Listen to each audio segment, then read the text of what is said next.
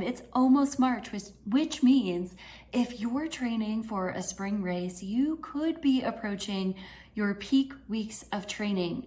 Peak weeks are typically the higher mileage, higher intensity. You might be running your longest long run.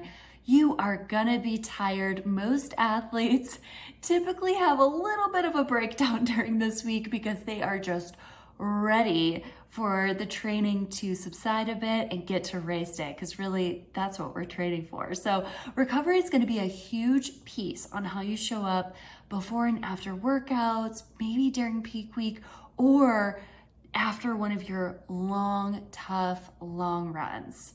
So here are my 5 tips on how to recover hard.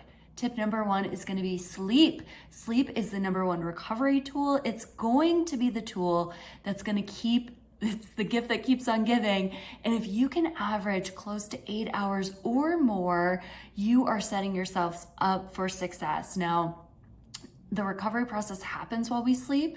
So if we are only getting 4 or 5 hours of sleep, our body doesn't actually have a chance to repair all the inflammation and the muscles and the tendons that are feeling a bit stressed from training. It doesn't have time to recover from that.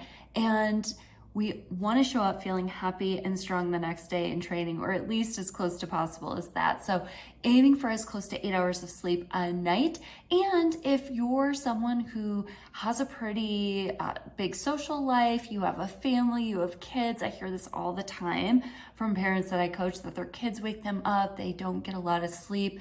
Really try and focus on good quality sleep, either before or after that workout, before or after that long run. And if you can make 3 nights out of 7 the win, that is a great win. Next up is taking the recovery days.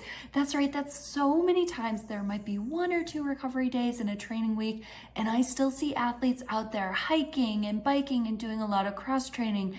I know most of us love to be active, and that's why we're training for a race. But ultimately, when you have those full recovery days, training plus rest equals adaptation, or the stress in training plus recovery equals adaptation. Those recovery days and recovery weeks are actually the time where your body really absorbs all the training and gets stronger and faster and up levels during the training cycle, which is a really fun place to be. So really try your best to recover, take those rest days, and really lean into it. And maybe it's a great opportunity to lean into a new hobby or something else that you really want to get into outside of running.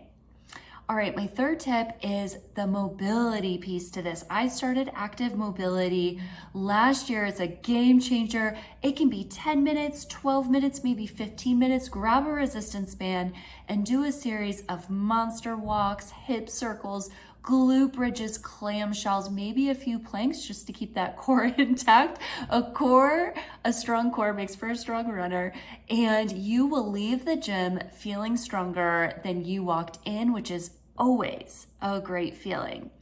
Next up, tip number 4 is proper fueling and hydration. So a lot of athletes may go into a run fasted, they may not bring gels with them or not take enough gels. So my recommendation is training the stomach during training and take a gel for every 3 to 4 miles. Take a sip of hydration, maybe with some electrolytes every mile.